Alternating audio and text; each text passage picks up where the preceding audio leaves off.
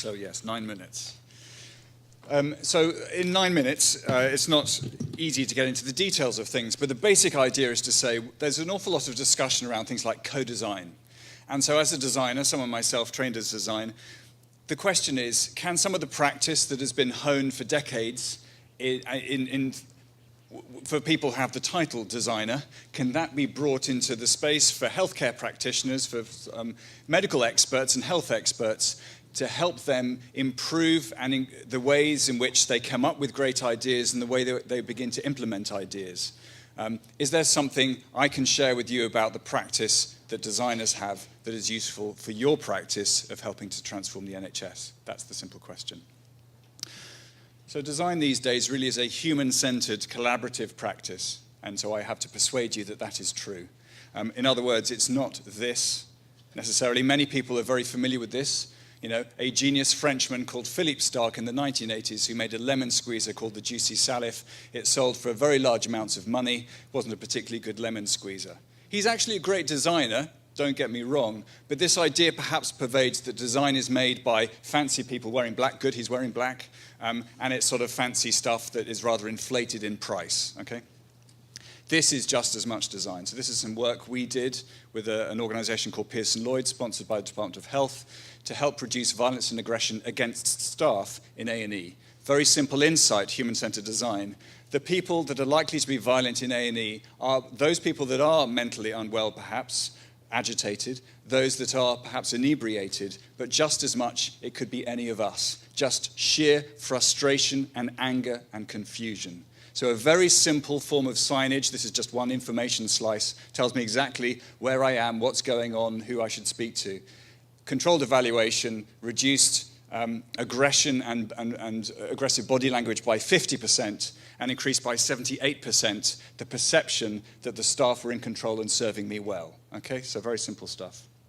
Perhaps a little bit more familiar now. I know we have Julia Knight in the back there, who is someone, bank staff who works here at the Whittington Ambulatory Care space. And the point here is this is a design space that helps us to imagine functionally what should the space be like in order to make the most of ambulatory care, but also sort of emotionally as well, what should it feel like? So we're beginning to think about sort of form and function. This is a little bit beyond the ultra-acute of A&E.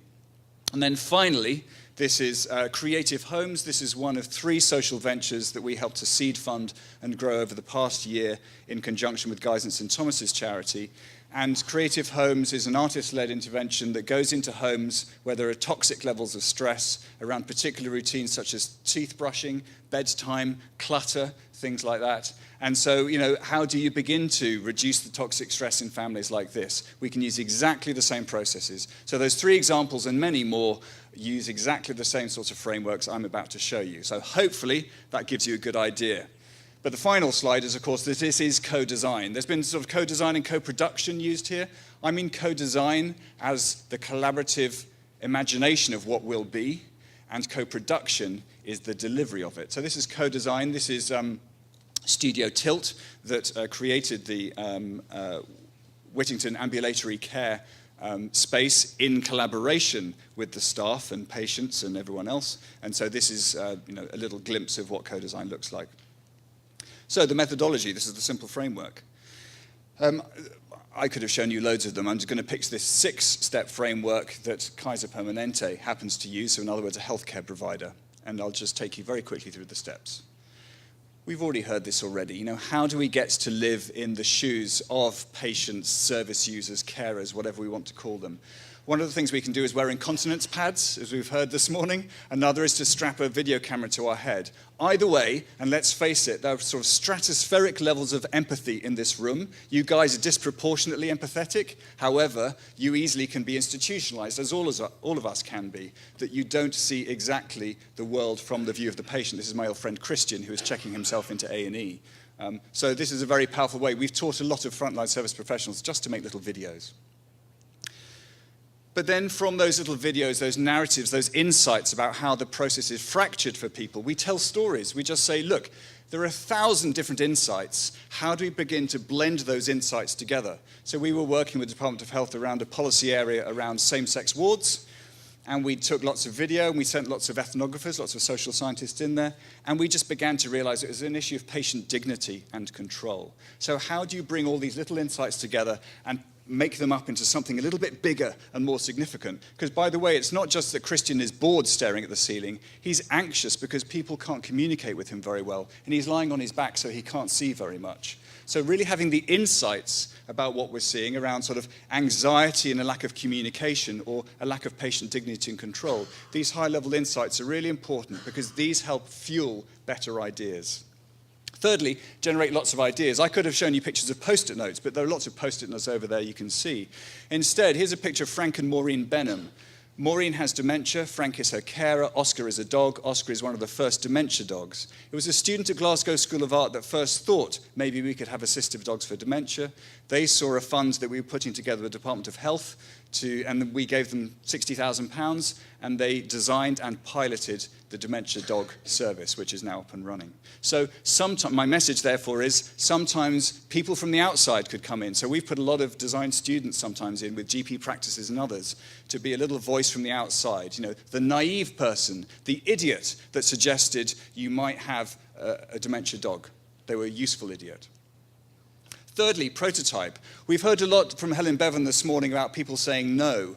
Well, one of the things you want to do is have lots of ideas so that people might say no to only some of your ideas. But also you want to try them out. If I take 6 months trying out an idea and someone says no to me, not only has it cost me a lot of time and probably money, but it's a lot of emotional investment. Actually, what we need to do is release those ideas that are no good and say, I agree, it's no good, but I've got another one. So the point is, have lots of ideas. This is Pop-Up Parks. This was another one of the early years child's interventions in Southwark and Lambeth that we seed funded along with Creative Homes that I showed you just now, about physical exercise. They just got some ramps and some slides and some plant pots and things like that, put them on the street and tried them out with the kids. With things that didn't work, they just changed them. So this act of making stuff, prototyping, again, as designers, you might think we have very sophisticated ways of doing things. We do have very sophisticated way of doing things, but we also know how to use scissors, paper, and string, like we were back in primary school. So sometimes the really basic stuff works if you just want to get going. And then finally, once you do have something that you think works, of course you need to pilot it. Of course you need to go beyond the anecdotal to build evidence. This is a peer-to-peer Meals on Wheels, you could argue, a meal sharing club called Casserole Club, which we seed funded alongside the Technology Strategy Board, as then was Innovate UK, trying to understand actually how do communities build resilience. If Meals on Wheels is down about 25%, I think at least in funding, and therefore eligibility, then how do neighbours cook for one another? So improving social connection just as much as nutrition. Now, of course, as you scale up Casserole Club, you have to worry about issues of criminality or issues of food hygiene. But that's exactly what you deal with later on in terms of scaling. Step one, to go back here, is just try something out and see whether it works. Later on, when you're scaling up, you can deal with some of the harder things. So that's it, really. I've tried as quickly as possible to give you a sense of a really simple framework by which, as I say there, you structure your creativity and therefore increase the likelihood that your ideas, your delicate little fragile ideas, will make it through. Thank you. I'm here through the wonders of Twitter. I met up with Caroline Alexander. She invited me along. And I'm going to tell you a little bit about a social innovation project which uses design called Salford Dadz. I'm not going to mention the name of the community because it's being filmed, and some of the things that I say it will be sensitive. Okay, so this is action research, and the idea is, can we improve the well-being of local fathers? And by doing so, will that improve the well-being of local children? Now, you might think that's blindingly obvious, but as far as we know, this is primary research. It's never been done before. And we are using a technique, an asset-based technique called positive deviance, www.positivedeviance.org. And it's used in 46 countries throughout the world. And the idea is simple. It's called positive deviance because if you look at a normal distribution curve, we are looking to the right, standard deviations to the right. So we are looking to understand what the problems are for local fathers in Salford, to understand who the positive outliers are, who the fathers are that have solved the problem given the same circumstances as everybody else. And then we share that within the community, father to father or family to family. through ways that they themselves have designed. And it's crucial that we take the whole community on a journey, and that it's using the community's own wisdom on that journey. So it's led by a Council of Dadz, 10 fathers. They meet every Wednesday at a local church. The guy with the sleeve tattoo with his back to us is my engagement worker, John. He's full-time and I'm the part-time project manager. But our role is to enable the fathers to do this work, not to do it for them. So to cut to the chase, I'm not going to talk very much about the process that we use. We have found that there's a mirroring effect. As the fathers feel better, the child feels better, and the reverse is also true. The fathers say, however they're feeling, they take it into the home. So who are the positive deviants? Who are the positive outliers? You heard a little of one early on in my poem. The guy who talks about killing himself, there he is. He's one of the very first positive outliers. It's the guy that has overcome his male pride and is able to talk about his problems, and in doing so enables other fathers who think that they are the only one, who are isolated and in agony. And they identify with the first father, they start opening up, and the healing begins. So all of the steps you notice begin with D's. We don't call the project Positive Deviance in Salford. You can imagine how that would go down. We call it the 4 Ds. And the 4th D is around designing ways to share successful solutions. And the first thing the fathers came up with was the Saturday Club. In Salford, in this part of Salford, services are overly feminised, and fathers are guilty until proved innocent. And they designed a Saturday Club for them and their children, and it's run by them. It's just us dads, as they say.